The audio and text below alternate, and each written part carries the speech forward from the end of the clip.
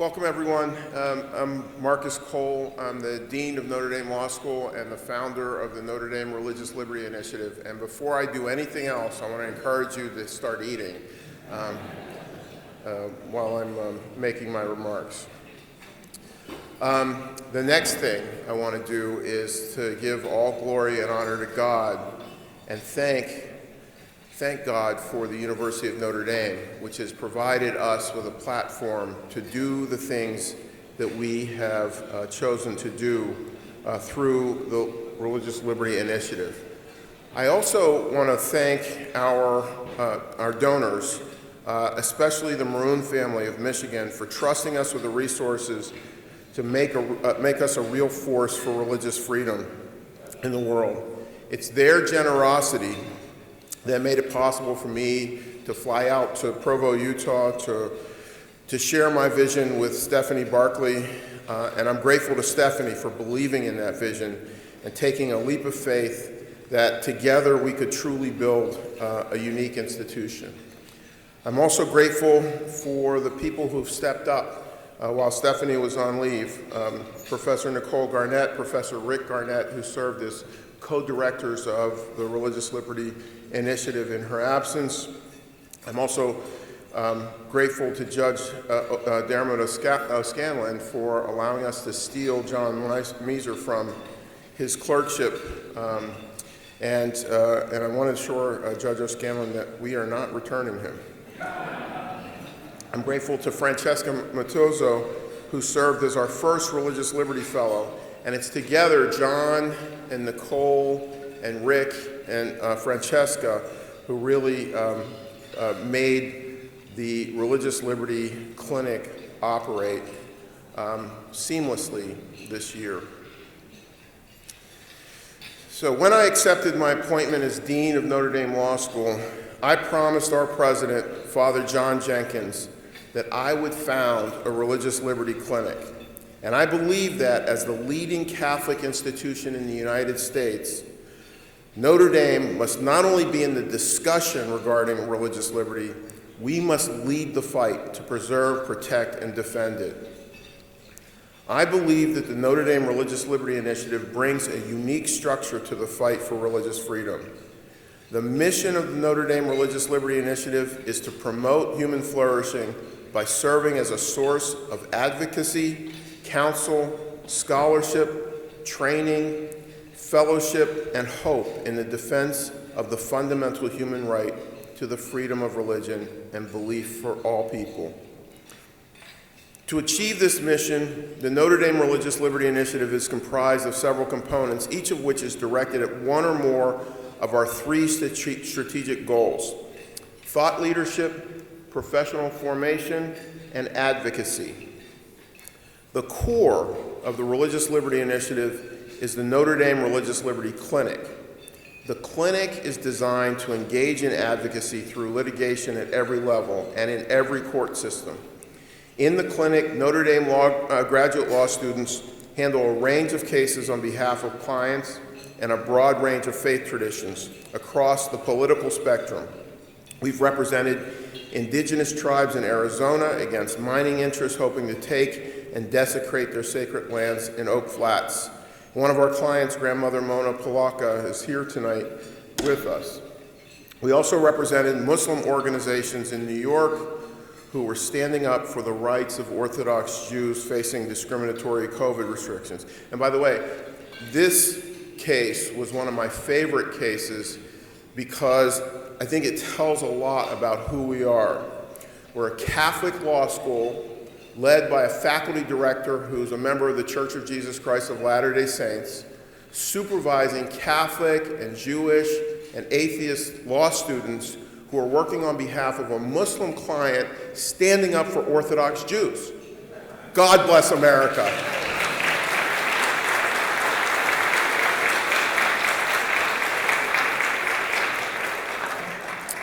A second component of the Notre Dame Religious Liberty Initiative is our program on church, state, and society, led by Professor Rick Garnett. That program provides deep legal instruction and training for the top students interested in law and religion. These students are chosen through a highly selective process and most are given full scholarships to Notre Dame Law School, and many of these students also participate in the Notre Dame Religious Liberty Clinic. A third component of the Religious Liberty Initiative is our Religious Liberty Scholars. These include members of the entire Notre Dame law faculty, as well as scholars from across the University of Notre Dame in political science, theology, philosophy, business, and even the School of Architecture. These scholars bring their expertise to bear on questions of religious liberty. But one of the most important components of the Notre Dame Religious Liberty Initiative is our Religious Liberty Summit, of which you all are a part this year. These summits are designed to be held annually, leveraging the global footprint of the University of Notre Dame to highlight the global nature of the threats to religious liberty. And I'm so grateful that you all have joined us here in Rome, and it's my sincere hope that you will all join us next year at the 2023 summit at our London Law Center in Trafalgar Square. So why are we doing this? Why are we here in the heat of the Roman July discussing the issues and challenges confronting religious freedom? The reason why we're here can be illustrated with a story, one that's familiar to many of you, but one about which I think often.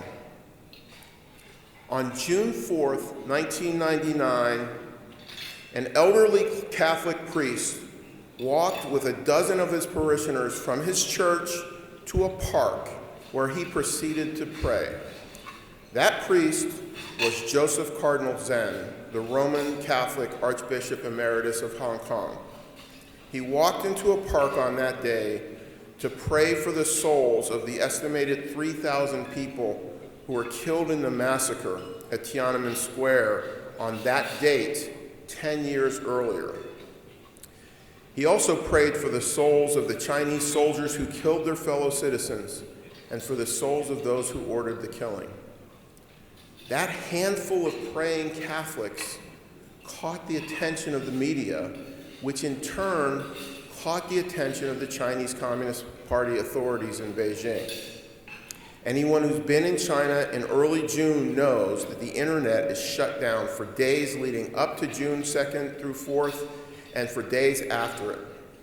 And any mention of the Tiananmen Square massacre is strictly forbidden. And so the fact that this elderly priest would pray for the victims of the massacre brought consternation from the government. The authorities in Beijing responded by ordering a change to the curriculum of all Catholic schools in Beijing. Instruction must be conducted using the materials and textbooks prescribed by the Chinese Communist Party. History texts, in particular, could no longer mention anything disparaging about the Chinese government or the Chinese Communist Party. And of course, they were forbidden from mentioning Tiananmen Square. Cardinal Zen responded by protesting the change. And again, he led a prayer walk to the park on the anniversary of the Tiananmen Square massacre. This time, dozens more people joined him in prayer. And each year, the crowds at Cardinal Zen's annual prayer for the victims of Tiananmen Square swelled. He was soon joined by non-Catholics and non-believers of any faith. The crowds grew to hundreds, and then thousands, and then tens of thousands, and then hundreds of thousands. And today, what we know of as Hong Kong's umbrella movement began with a simple prayer by an elderly Catholic priest. That prayer was fueled by his faith.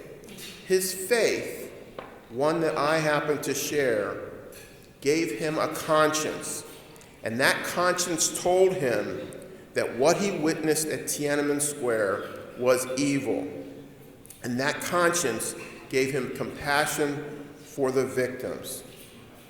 That conscience is what makes him dangerous.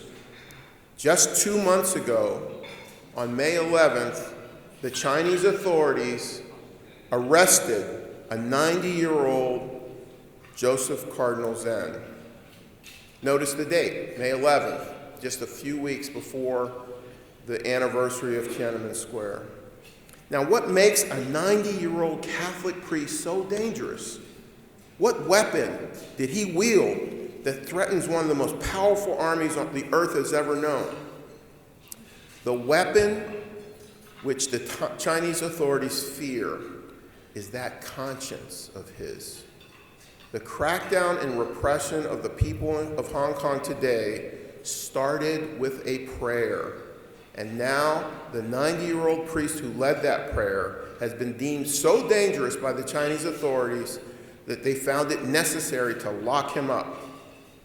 I don't know Cardinal Zen personally. In fact, I've never met nor spoken with him. Nevertheless, I'm absolutely certain of one thing. No Chinese prison cell, chains, locks, or handcuffs is going to stop him from praying. Cardinal Zen's story should be instructive to the rest of us. Government actors know that if people have the freedom of conscience, the freedom to read, pray, believe, and act upon those beliefs, then corruption and injustice and abuses of power will be exposed. That is why it is the first freedom that authoritarian regimes attack, and that is why it is the first freedom that we must protect. To protect it, we must accomplish three things. First, we must strategically identify and neutralize the immediate threats to religious liberty. That is why we engage in advocacy, done through our Religious Liberty Clinic and partners like Beckett. Second, as Archbishop Angelos said in his remarks this morning, we must change the narrative. We must move from a posture of defensiveness to one of the pursuit of the common good. As President Oaks said yesterday, we must demonstrate the good that religion and people of faith do throughout our communities. Doing so will help us with the third key, which is to educate the public, our fellow citizens. We must educate them as to why religious freedom and freedom of conscience is important to them, whether they are people of faith or not, but especially if they're not people of faith. We must communicate the message illustrated by the story of Cardinal Zen. We must get others to understand why freedom of religion is essential to all of our freedoms. At the end of the day, legal victories are not enough. They'll last only as long as the political winds will allow, which will be all too short if we don't also win in the court of public opinion. President Lyndon Johnson once said that instead of winning an argument, he would much rather win a convert. Those of us who understand the fundamental importance of religious liberty to our survival and to our souls must persuade, and we must win converts. In the Gospel of Matthew, chapter 28, verse 19 and 20, my Lord and Savior Jesus Christ commanded me to go and make disciples of all nations and to teach them to obey everything I've commanded you.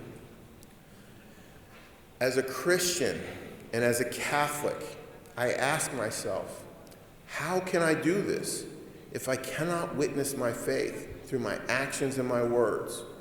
In short, we must defend religious freedom in the United States and around the world because our very souls depend upon it. And so does the freedom of the world. Thank you.